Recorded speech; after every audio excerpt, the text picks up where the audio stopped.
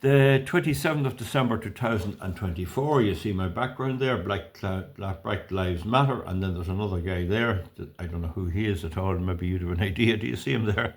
Anyway, this is about secrets. Now, remember, you shouldn't keep any secrets for anybody unless you're paid, and paid handsomely. Policemen have to keep secrets because often there'll be somebody giving information about something, and if they were discovered, they'd be shot or killed. And sometimes there are reasons why in workplaces and that people have to understand things which can't be generally spoken about. But as a general rule in life, and I might post this video for children as well, or for teenagers, you don't keep secrets. Somebody comes up to me and says to me, I want to tell you a secret, Val, now, and I don't want this told. You know what I say? Just think now in a minute, what would you think I do say to say that? I say, do you see the door you came in on? Out with it. You hump off yourself and your secrets. I'm not getting paid to keep your secrets. Oh, you're a terrible man. Well, I don't want to know it. Hump off with it. Because if you agree to keep the secret, and we'd say the secret is something, I don't know, such a lad up the road, he robbed a bank up in Dunboyne or somewhere, or whatever it is, doesn't really matter. Or he broke the wife's arm in a row or something like that.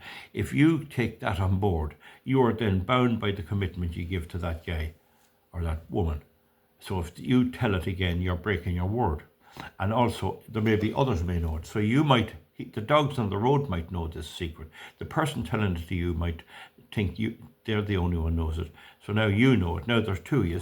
So if that person hears it back again, in a week's time, they'll blame you.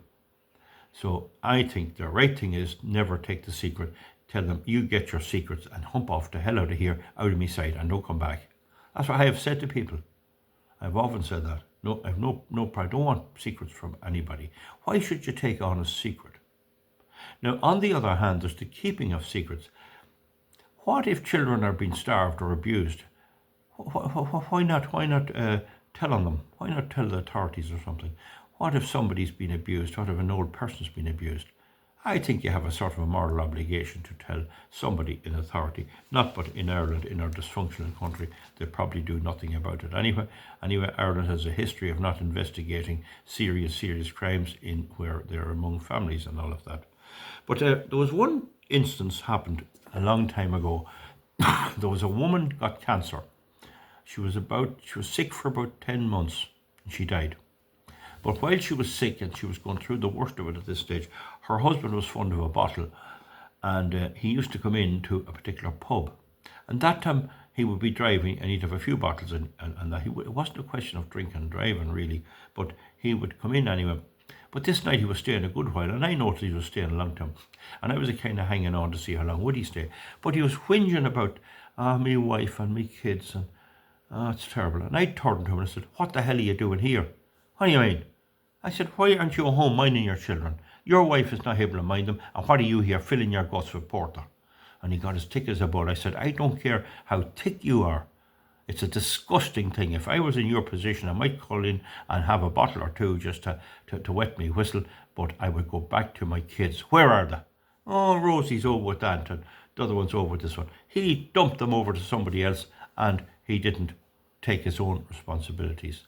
And he didn't like it, but it's funny enough, he talked to me after. He didn't remember it that long. So it didn't really matter if there's people being abused or anything like that. And very often now, and I see a good thing about it, I used to go down to the local Garda station for licenses and things. And I always noticed to be a thing on the wall about women being beaten by men. That was always the way, and I objected to that. There'd often be maybe 12 women in a row, 12 men in a row and 12 women, and all the men were put on the abusing side. But I noticed it the other day, and it was the other way. It was the woman who was abusing the man, and that's happening very, very big time.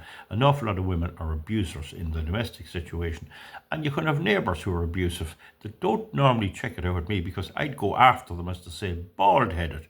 You'd hear the roars of me when I'd be given out to someone like that. Nobody does it. They wouldn't open their mouth. It's the same when I'm at the meetings on the windmills and all. You hear the balls of me a mile away. And I don't give two damns about anybody. But the bottom line is, again, remember, and if you're a young person, Keep no secrets for anybody unless they're absolutely essential. And I have a figure 6. I always say I only keep 6 maximum. 6 secrets. I had secrets in my head that would have got people killed. And in my time as a policeman, I never broke that. But I witnessed myself other Gardaí, and some of them who would surprise you, high-ranking Gardaí, who would discover something which would put somebody in big danger with criminal gangs in Dublin, IRA and all them on the border, and UVF and all these crowd of hoodlums, and somebody would find out, or somebody would tell them where there's something, or maybe where there's explosives or something, and these guards would go out and find it, and the next thing they'd slobber, as I'd say. And sometimes the senior officers couldn't keep their mouth closed, and I could hear it off the ordinary people that Mickey Mullanaphy O'Reilly has been squealing, and the guards have got a whole lot of stuff. And this be known, and the next thing he'd be taken away and murdered. That used to shock me. I used to be shocked at that. And I was only a sergeant rank, and I couldn't do anything about it. There was no complaint procedure, whereby that would be kept secret. Whereas with me, I would never divulge anything like that. I just shut up about it, and that was it. And I still stuff in my head that the people are alive yet, and they wouldn't like it to be told, and it never will be told. I wouldn't tell it. So that's the difference in people. Not but the people who did that often got promoted to high rank, and I wouldn't. So there's a mediocrity in our society. But that's my advice to people. Have no secrets from anyone. If you do let in a secret, you keep it well, you never break it. Remember, a secret can be a lifelong commitment. A lifelong commitment. You have to keep that till that person's alive, and even if they're dead, it can be big. You need to keep it until you're dead, and then it's dead with you. Why do you want to take on that? I wouldn't have anything to do with it. I'd have nothing to do with it. I hate secrets. I like openness and discussion and everything else. And sometimes when people were getting to know me and I became a bit more well known, they thought I had a big mouth, you see. Oh, that fella has a big mouth, he talks a lot. But there's a big difference in talking and revealing secrets. I talk a lot, and I talk a lot on these videos because I want to plough through the whole administration in Ireland, destroy the political parties, destroy the windmills, destroy the whole corrupt government, destroy the American Democratic Party, destroy the whole damn thing, and embarrass them and belittle them every way I can, in the most vicious way I can. I don't apologise to anybody. So normally, obviously, you'll get posts on my things talking about the Donald and the red-haired fella. The thing about him is he's not them.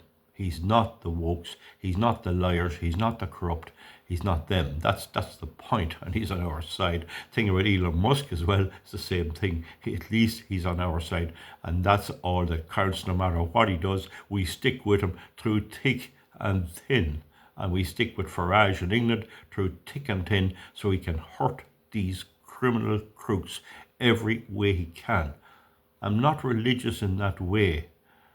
If you get a fella down, you don't beat him on the ground, but you certainly don't let him up to attack you again. You keep him down, and that's the bottom line with me.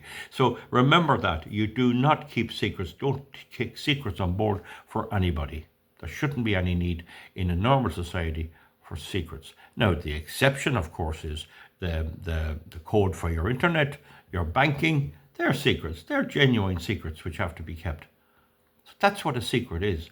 You don't share. Nobody will come up with you and say, I want to share my secrets on my bank account with you. But in my family, I have lots of codes and things, and I do share among my own family, so that if anything happened to me, it would be with somebody else. And that's the thing about Bitcoin. I'd say one of the ways Bitcoin could succeed eventually, and it might actually survive, is that there must be billions of dollars and money in accounts with a code. I think you get a 6-digit code, and that's all you get. If you have a 6-digit code, I'll write here, 731802. I'm just clicking that at the top of my head. 731802. 02, we'll say, and you have to have a name or something as well. Now, if that's your Bitcoin secret code and you die, that's gone. That money never comes out again. And that could be how they make their profit. Because in the banking system, there's an awful lot of dormant accounts. There's millions in Ireland handed over to government causes, government-backed causes, which are dormant accounts. They can take the money after a certain amount of time. So that's an example of a secret. But then keeping that secret totally is not a good idea either, because you're somebody belonging to you might benefit from it. If you only give it to a charity, it'd be better than nothing. I often thought if you were making a will, if you had a few pound, most people have families and all of that.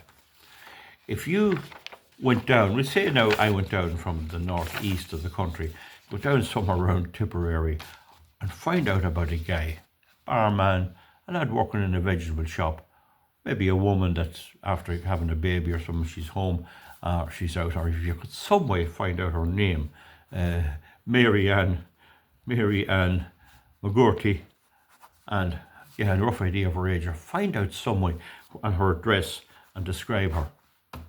And leave her £5,000 sterling, leave her €5,000, or €10,000 out of your will, you not miss it anyway, and give her no explanation. Say nothing, just she'll get a letter, I wish to tell you that you're a beneficiary of the will of James Smith of Raila Beg, Cavan, and he's left you £10,000. It'd drive her nuts. Oh, why did he give it to me? Why did he give it to me? It'd be the ultimate confidence trick. She'd probably come up. Oh, who's this fella? Oh, he lived over there.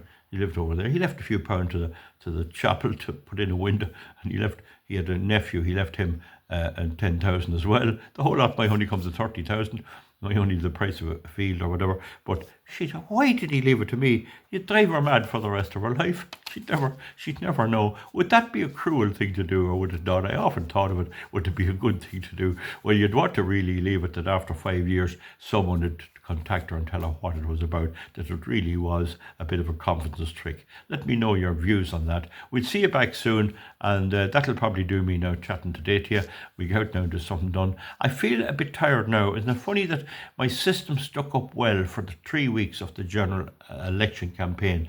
I had plenty of energy. I could up polls, down polls, do everything, canvas and everything. And I said to myself, you're going to pay for this. There seems to be a substance comes out into your body that lets you do this. But I notice now after the Christmas, I feel myself a bit tired. But I have a dose of a cold on me as well. And that's probably a bit of that as well. I am coughing up a bit of old stuff here. So maybe I have a bit of an infection there out and about and running around the fields and things like that. So that's it. Anyways, that'll be all right. My thumb is coming on a bit. It's improving a bit now. And I have stuff for animal veterinary, rubbing on muscle for veterinary. It's veterinary. So a person got it from me. It's for a horse. So I'm putting it on the finger and it seems to be improving it a wee bit. Comment underneath. We'll see you back soon. Bye. Thank you.